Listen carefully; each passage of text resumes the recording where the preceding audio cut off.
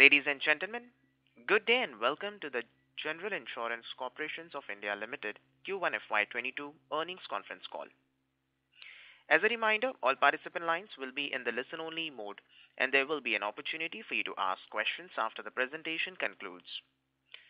Should you need assistance during the conference call, please signal an operator by pressing star then zero on your touchtone phone. Please note that this conference is being recorded. I now hand the conference over to Mr. Binay Sada from Christensen Advisory. Thank you, and over to you, sir.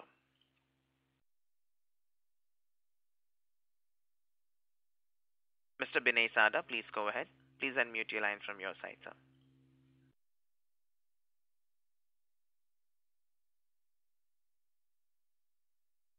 Mr. Sada?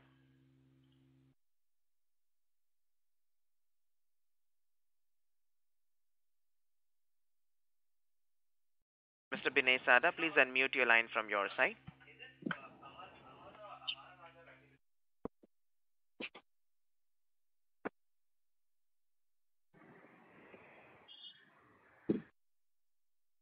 Mr. Binay Sada, please unmute your line from your side, sir. We cannot hear you, sir.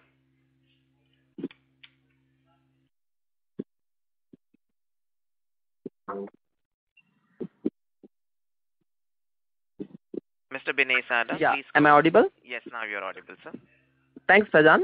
Good afternoon to all the participants on the call and thanks for joining Q1 FY22 earnings call for General Insurance Corporation of India. Please note that we have mailed out the press release to everyone, and you can also see the results on our website as well as it has been uploaded on the stock exchanges. In case if you have not received the same, you can write to us and we will be to send it over to you.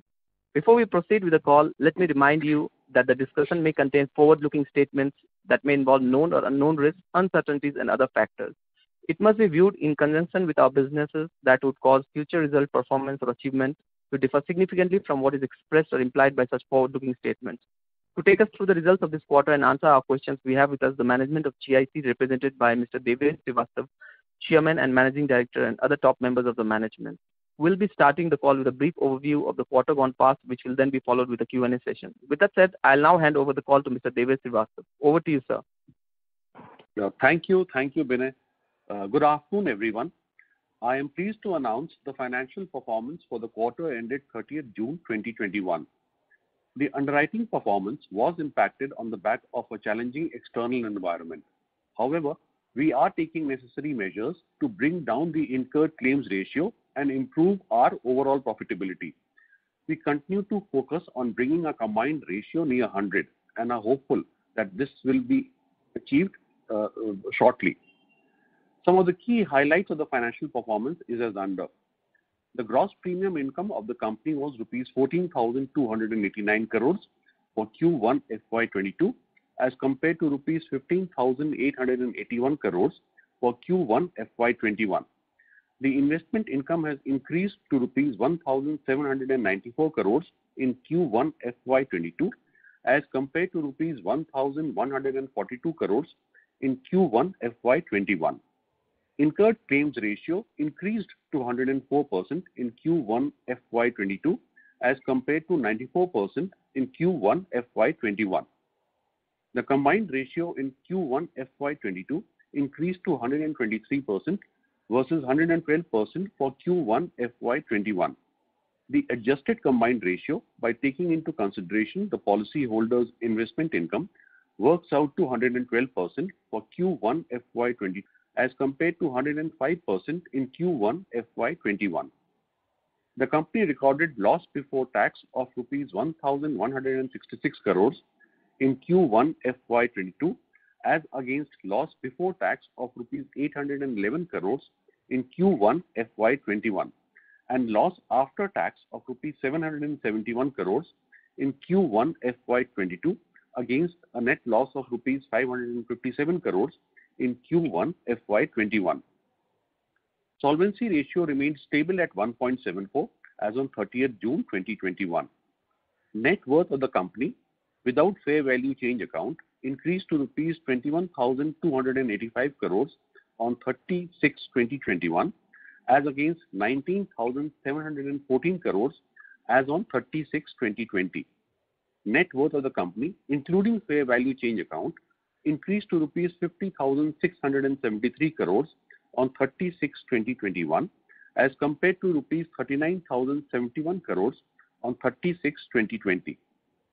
On the premium breakup, domestic premium for Q1 FY22 is rupees 10,435 crores and the international book is rupees 3,854 crores. The percentage split is domestic 73 and international 27%.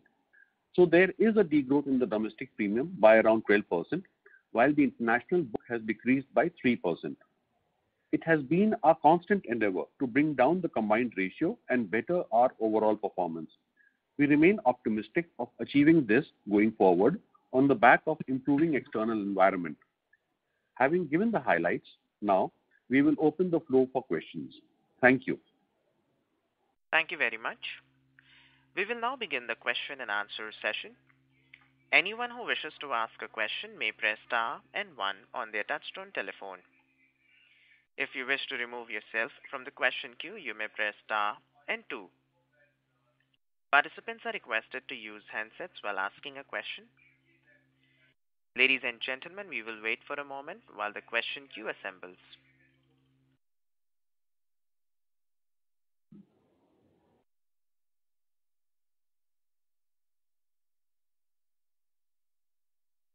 The first question is from the line of Sanket Godha from Spark Capital. Please go ahead. Yeah, thanks for the opportunity. Sir, if we exclude COVID losses, both in life and health insurance segment, then what is the likely loss ratio we would have reported compared to 104.8? So in basic simple terms, I just wanted to get a understanding of how much was COVID-related deterioration in the loss ratio or combined ratio in the current quarter.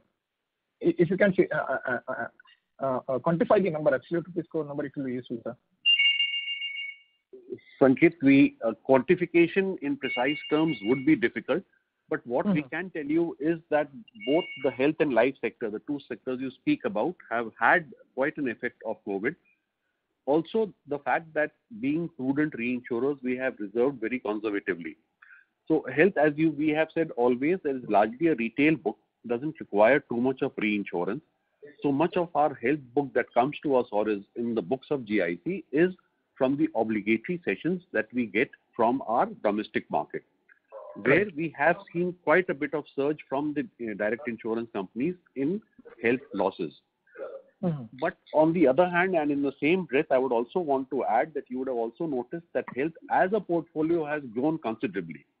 Now, this is a good sign for us because people have started valuing that insurance as a purchase, which is not really the Indian mindset.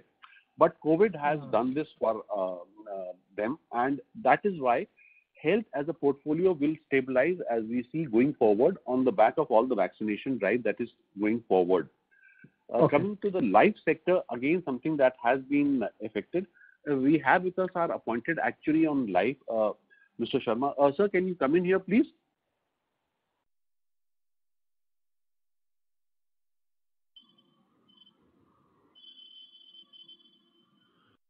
Mr. Vikas Sharma?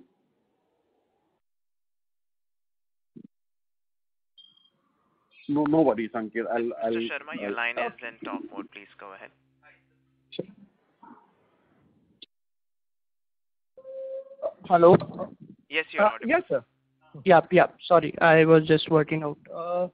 Yes, on the life side, the performance has definitely been impacted by COVID-19.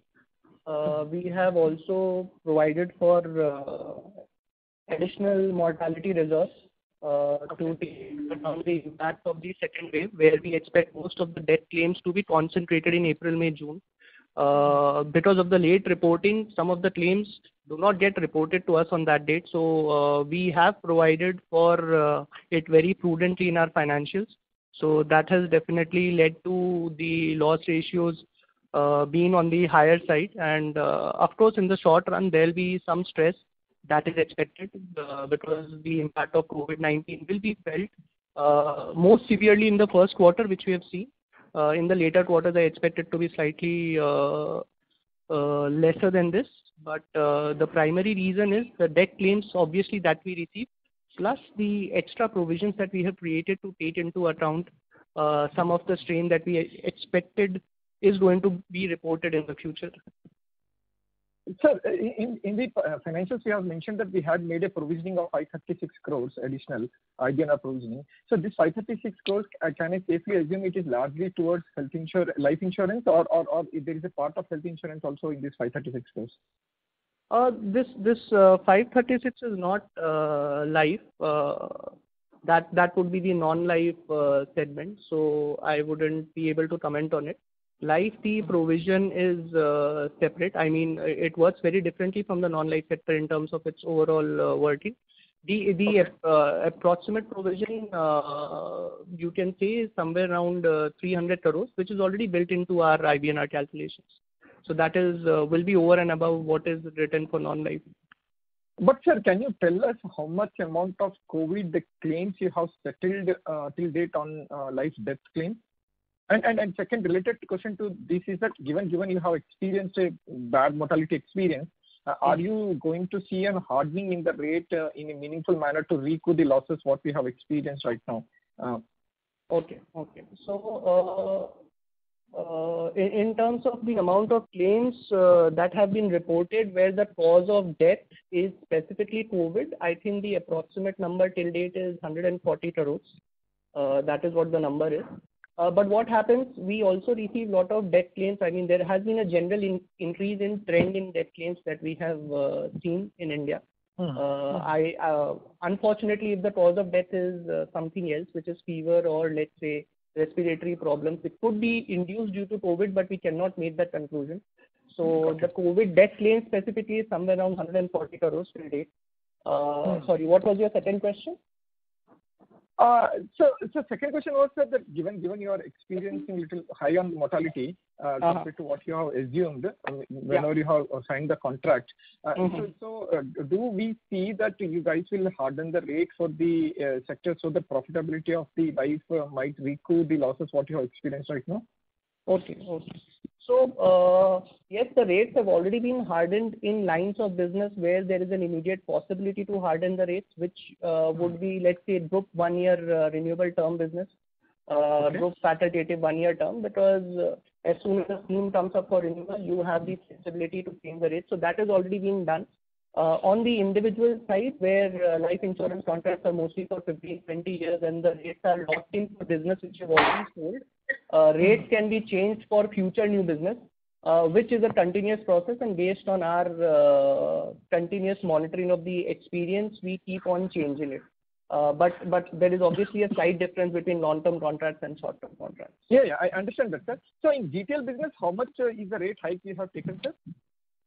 So it varies from it varies from case to case, but on blended basis, the rates have gone up by let's say I'll give a very rough number to it because it does vary based on the profile of the group and the size of the group, but on average you can say it has definitely gone up by 4 to 5 times on average. That is what we are seeing right now. So you mean to say 400 times? Yeah. Yes. That has also yes. There are cases in which it is lower than this. There are cases in which it is higher than this. But this is good facultative business, so where we have freedom to set rates.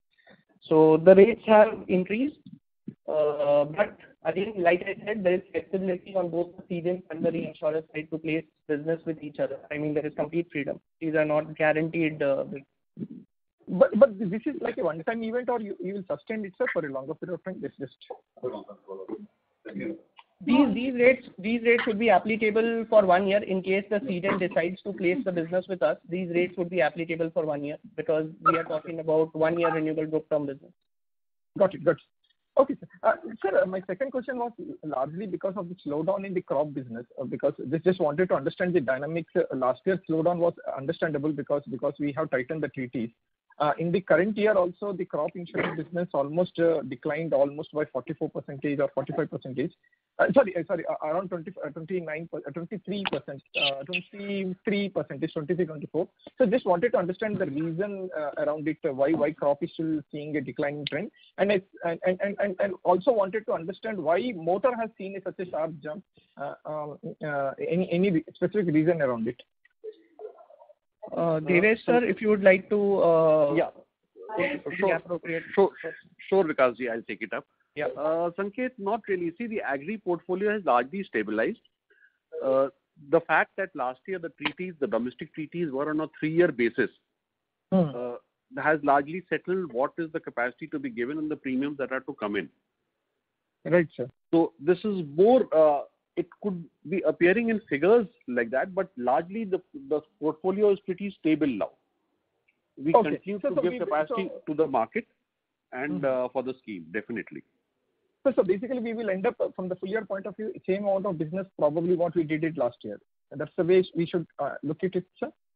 Sanket, say that again, please.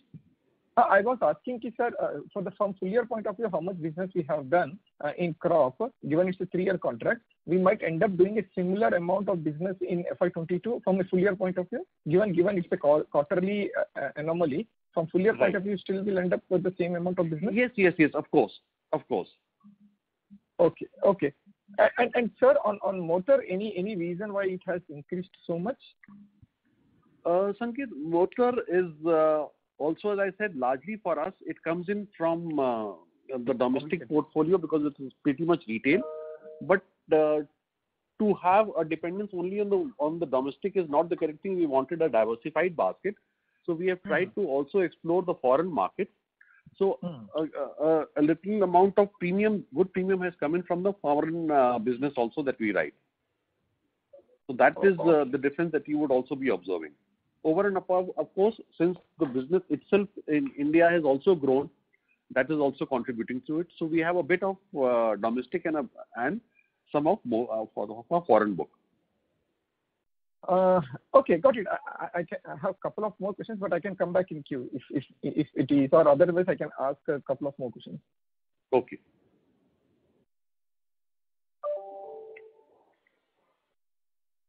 Should I go ahead, sir? Okay, Sanket, go on. Unless let me ask Binay. Binay, is there somebody else in queue? Then the Sanket can come back in for a second round of questions. This is the operator, so we have one participant waiting in the question queue. So Sanket, I think it would be in okay, sure. order that if you could come back, please. Yeah, sure. Thank you. Thank you. Participants, to ask a question, you may press star and 1. The next question is from the line of Vikas Agarwal from AAA Investments. Please go ahead. Yeah, hi sir. The first question was actually on the fire line of business.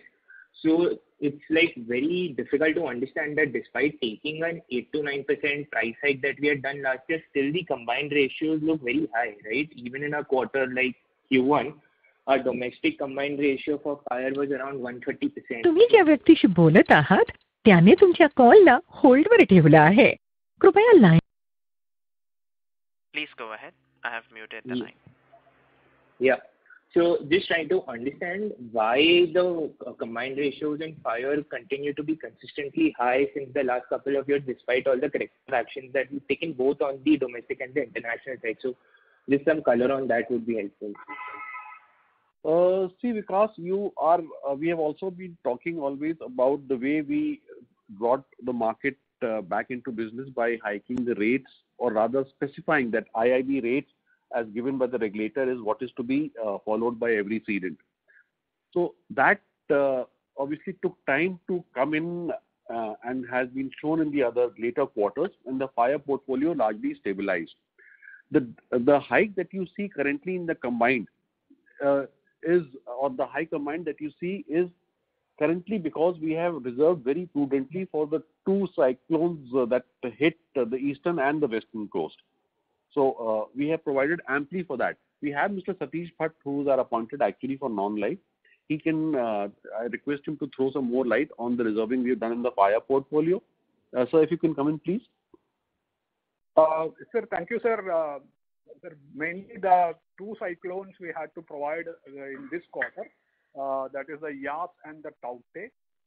So that itself is amounting to about 550 odd crores, and over a premium base being small in the first quarter, that is why the loss ratio for this quarter are seen higher.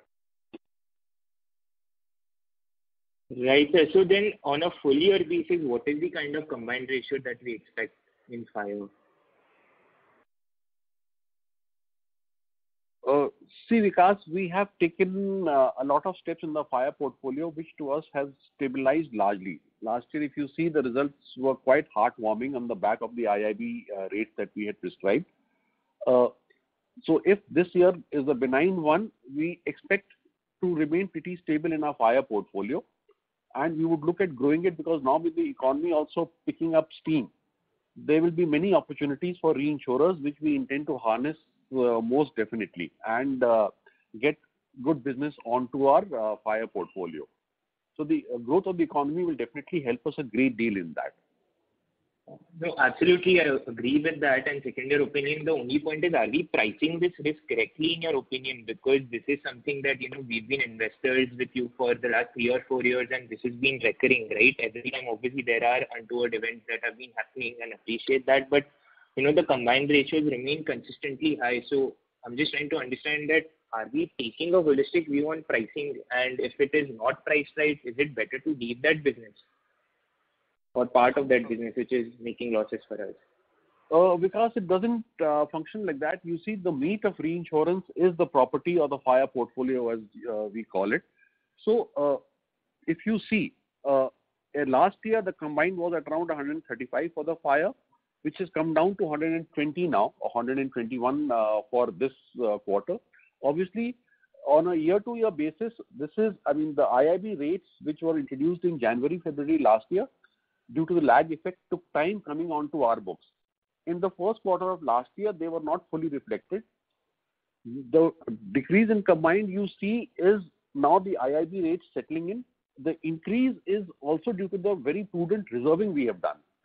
Now, when you look at a fire portfolio, that is one portfolio because capacity is limited, and globally you have seen so many events taking place that due to shortage of capacity, rates have been hiked up. And with the growing economy, this is definitely going to come to our, to become good in our books. And we are very happy at the way and the initiatives that we have taken to stabilize the fire portfolio and grow it with a bottom line focus.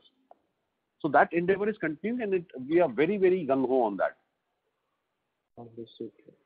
Okay, thanks. That's helpful. My second question was on the agri line of business. So there were some news reports recently wherein a few states were said to be opting out of that crop insurance scheme that is being run currently. So could you just elaborate on that?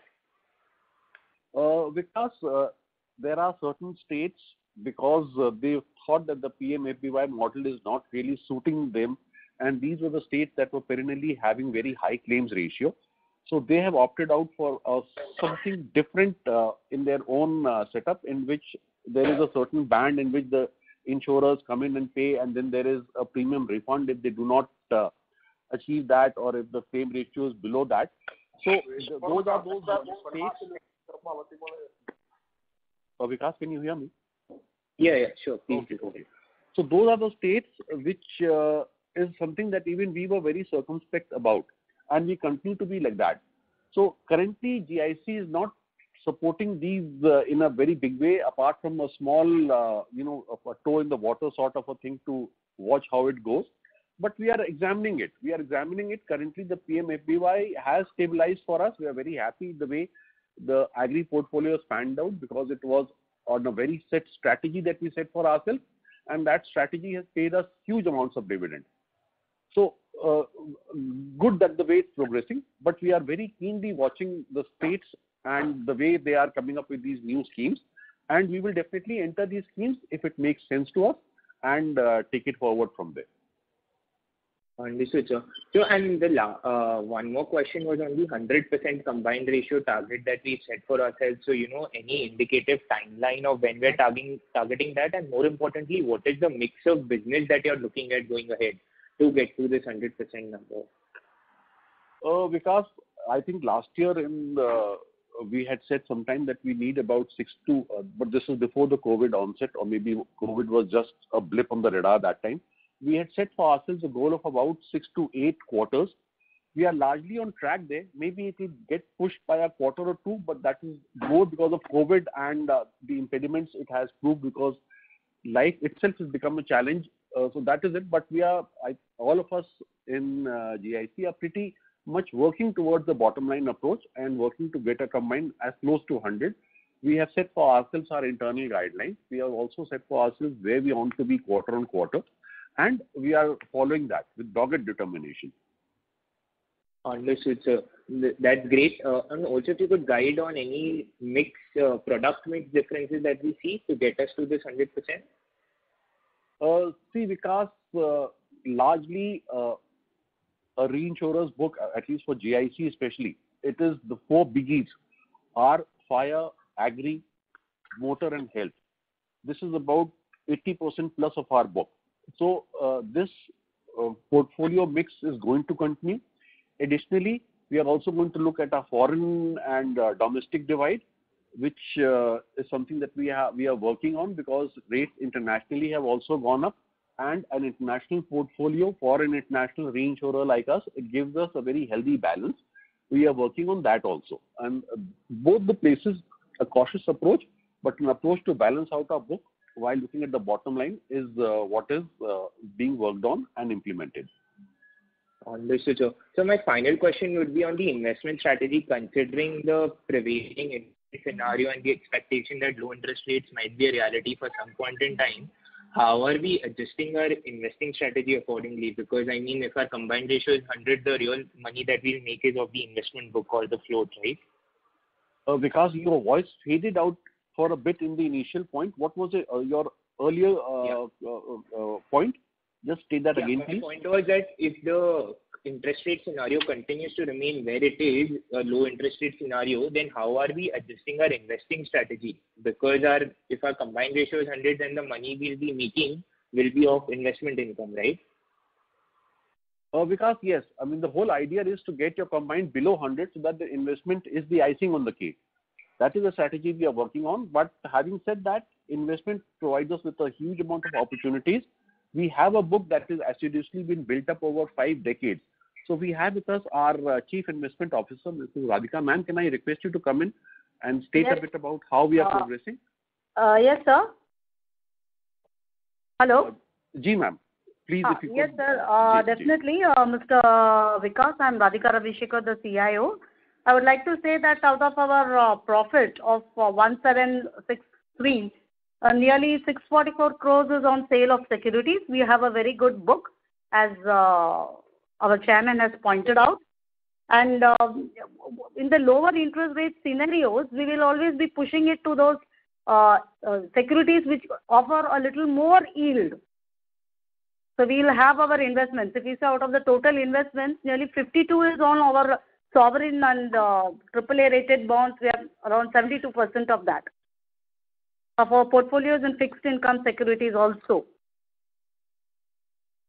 Understood, ma'am. So, if I could just ask, what is the current proportion of debt and equity in our investment book by market value probably, and do you see that changing anytime soon? Market value, sir, for equity is around 41,000, if it's 12,000 book value. So the market value as at present stands at around 41,000 and not 41,976, and the debt of course is around 50,000 and something and around 51,000. So we definitely have a good mix, sir, of debt and equity. Right, and you don't see that changing materially going ahead? No, sir, not very, very materially. We'll continue it because we still get a good investment income from the fixed income securities and also from the equity. We take every opportunity for the fall in market, and as well as we come out during excess or overweight positions. Understood. Okay, thank you so much, team, and all the best. Looking forward to better results in the times to come. Thank you, sir. Thank you, Vikas. Thank you. Reminder to the participants, Anyone who wishes to ask a question may press star and one at this time.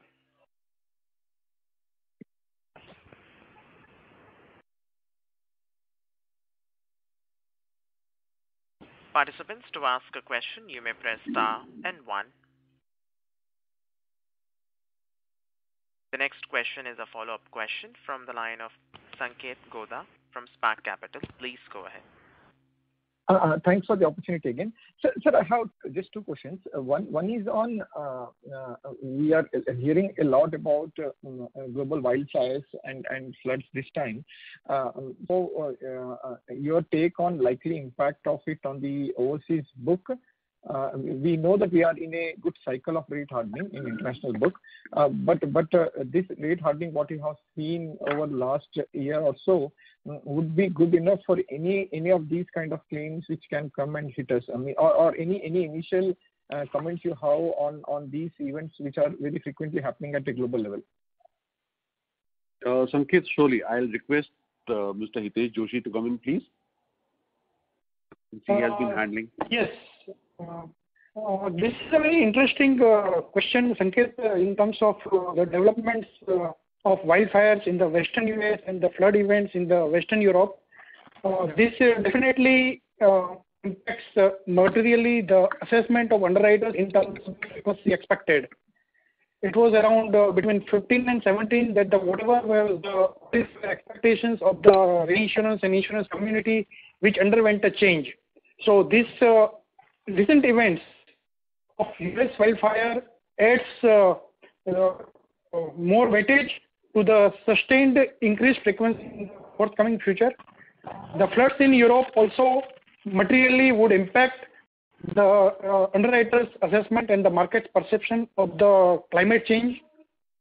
Together with this, there is a record flood event in China. So all these events are definitely posing a challenge for the reinsurance community in general, which has seen pressure on the return to investors during the last 5 years. Since these figures are yet to come in, how will it play out? I think we need to wait for a quarter. I think as the figures crystallize, maybe towards the mid-November or end November, when the reinsurance and insurance community will be formalizing the strategy for January renewal, I think we will have a better idea as the more data about the exact estimates of these losses to the industry comes in. Got Does it help? Yes, sir, I got it. But are we exposed to any of these areas where these events are happening in a big, meaningful way, sir, which can deteriorate substantially our international loss ratio? Since the wildfire events of 15 to 18, we have been extremely careful and we have been avoiding wildfire because wildfire is a risk which is under modeling development. It is not as established as say a flood. It is under kind of development. So we would say we are not materially affected by the wildfire of US. As far as European floods are concerned, again, we need to assess, but impact is less because of our reduced market share during the last 1 year in the European market. Got it, sir.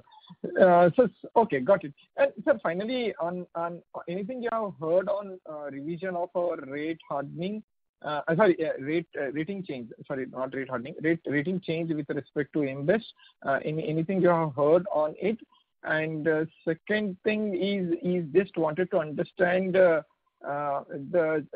international book, even in June Repricing cycle, how the rates have. I mean, if you have seen the rate hardening cycle, even in the current environment or not in June cycle. Those are two of my questions, sir. Yeah. Hitesh, can you take up the AM Best, please? Yes, sir. So we are in dialogue with AM Best, and towards the end of this month or maybe next month, they will come back with the rating advice as to if there is any change or they are maintaining. That will come to know in next 1 month or so. So dialogue is going on, and we are engaging very actively. Okay, got it, sir. And on June, Sanket, yes, on the June thing, see, Sanket, for us as reinsurers, you know that almost 90% of our book is treaty and just about 10% is facultative. Now, the treaty season is largely over, 1st January for international and 1st April for the domestic market.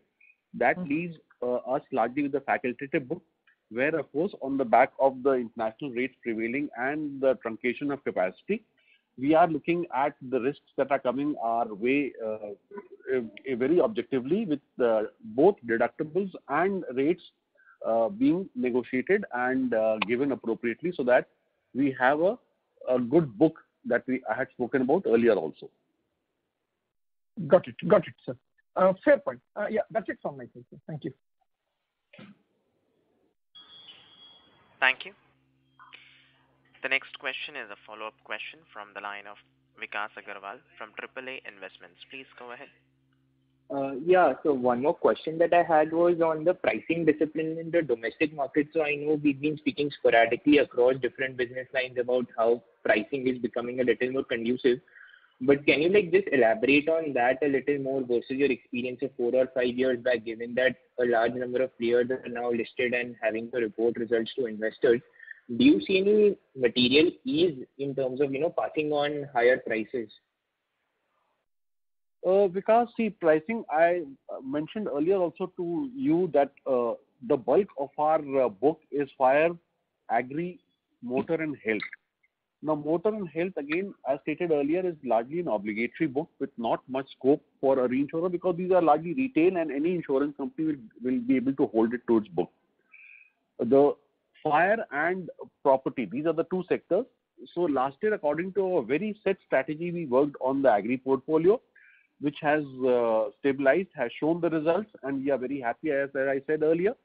On the property book, definitely the idea is to go with cedents who are, not mavericks and are not trying to get into a rate-cutting mode. So we are looking at the cedents who are going to be with us in long-term partnership, and therefore will be, good for dividends, in the sense, dividend for them as a company and dividends for us as a company as well, so that both of us earn money, and it's a win-win situation. We have Madam Adulika Bhaskar, who is the Director and General Manager. She also heads up the property vertical. Ma'am, can you just come in here?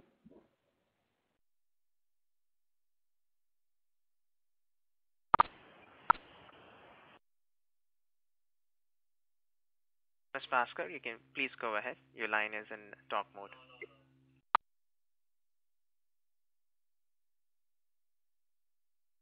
Ms. Bhaskar, please go ahead. Your line is in talk mode, ma'am.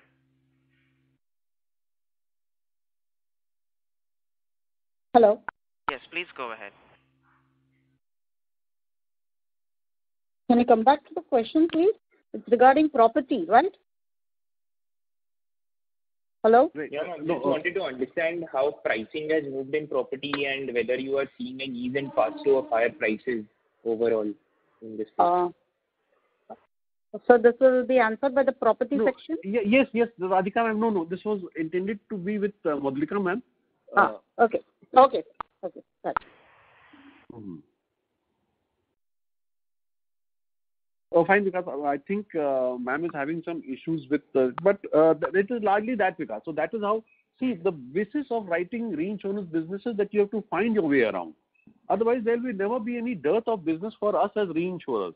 You see, as the world is progressing, people are realizing more and more the risks associated with that business, which is the raw material that feeds us. So there is never a dearth of business, and going forward, even more so, as people realize more about the risks that are prevalent, that had been escaping their attention. But now, with a global village concept, you are learning about it every day. And you have a CRO in almost every organization, which was not the case earlier. So risk-wise, we are never short. We have a huge amount of raw material that feeds us. The whole idea of having a healthy book is to find your way around, and find your way around profitably, and in building long-term relationship with your cedents as well, because that is how reinsurance business progresses. I mean, if you see the European models, reinsurers who have been on the books of a certain insurance company, they would have been there for 20 years, 25 years, 30 years. It's a very stable panel which doesn't change really. That is how the business progresses, because you find your partnerships, exactly what even GIC intends to do going forward. We will be husbanding a capacity to the ones who deserve it, who have been treating it with the respect it deserves, and taking that forward. That is how the strategy of GIC is worked on. Understood. Thanks. And is there any update on the Lloyd's collaboration and how that has progressed for us? Because the Lloyd's syndicate that that was the first one that any Asian country was allowed there, and it was really a feather in our cap. It is done exceedingly well. In fact, it has been given a lot of importance by Lloyd's people themselves. It has progressed well. It is doing very well, and we are also having a lot of exchanges of intellectual property that comes with it, because those are something that those these what do you call it? The way the rating tools that have been developed by them is all available to us. We are making good use of it, and it has been a stable relationship that is progressing very well. We are very happy with the way the syndicate and GIC Bombay are holding hands and moving forward. Okay, that's great to hear. Thank you. Thank you. The next question is from the line of Arjun from Spark Capital. Please go ahead. Hello, sir. Thanks for the opportunity. My question is just to get a broad sense on the life insurance segment. So we have been seeing incurred claims of around 1,200 crore last year, and it's almost 1,000 crore this quarter itself. But the overall GWP contribution from this line would be around 300 crores a quarterly run rate. So I just wanted to understand as a strategy whether it will be going ahead, you will be focusing more on life to make good the losses from this segment by growing this segment better. Will it become around 7 to 10% contribution in overall GWP? That is one question. With that, also you have the price hike of 4 to 5x. So will this, if you are going for a price hike, whether there is appetite in the underlying market to absorb this price hike? Arjun, if you look at the life portfolio globally, with big reinsurers, it forms a sizable part of their portfolio. And why is that? Because life business is a much more stable business. And that is why reinsurers prefer it, because stability is the key for a reinsurer. Exactly in the same manner, GIC also set for itself the life book, and we are growing it slowly but surely. Now, what has happened in this year is a one-in-a-century event. Pandemics like this don't happen every other day. And the life mortality table is a very well-defined thing, because we have so much of data going into it. That is what provides you the stability. So yes, currently life is a small portfolio for us, but we intend to grow it because it will provide stability to the GIC book in the long run. But as our appointed actuary for life also mentioned, that the rates have been going up, looking north, which gives an opportunity for us to recoup these losses, but also build upon the book and get it the required diversification.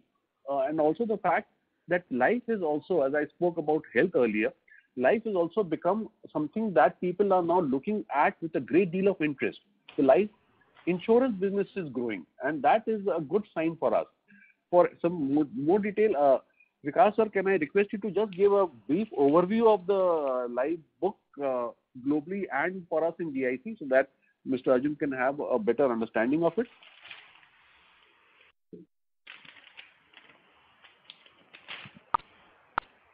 Mr. Vikas Sharma, your line is in talk mode. Please go ahead.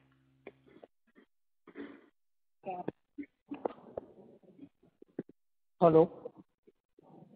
Yes, please go ahead. Yeah. Hi. So yes, if you look at even GIC's financials, the proportion of life insurance business over the past 2-3 years has gradually been increasing, and that is what we would expect going into the future. But one thing also we have to remember is the life reinsurance market in India is slightly smaller than the non-life market. So if you look at the total reinsurance premium that is paid by all life insurers in India combined together, I think that number would work out to somewhere around 4,000 to 4,500 crores. And that market keeps on growing by 15 to 20% every year. So similarly, our share also will always be a proportion to that, and we will not be able to exceed what life insurers taken together pay reinsurance premium. Sorry, what all life insurers pay as reinsurance premium in a year. So the reinsurance market in India is smaller in size, and that is why the growth will also be in proportion to that. Okay. Got it, sir. Got it. Thank you. Yeah. Yes. Thank you. Ladies and gentlemen, that was the last question. I now hand the conference over to the management for closing comments.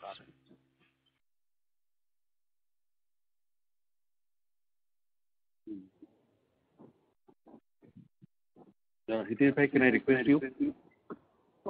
Thank you, sir.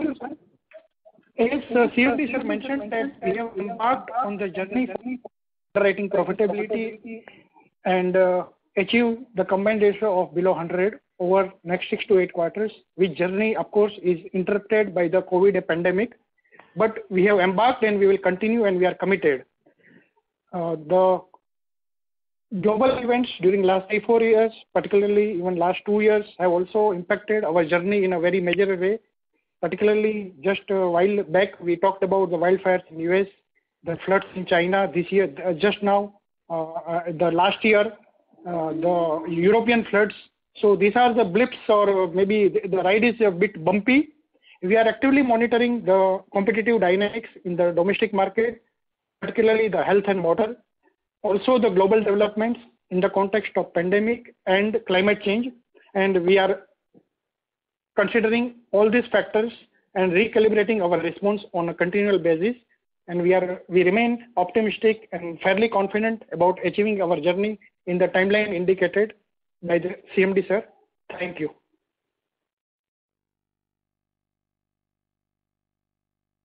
Thank you.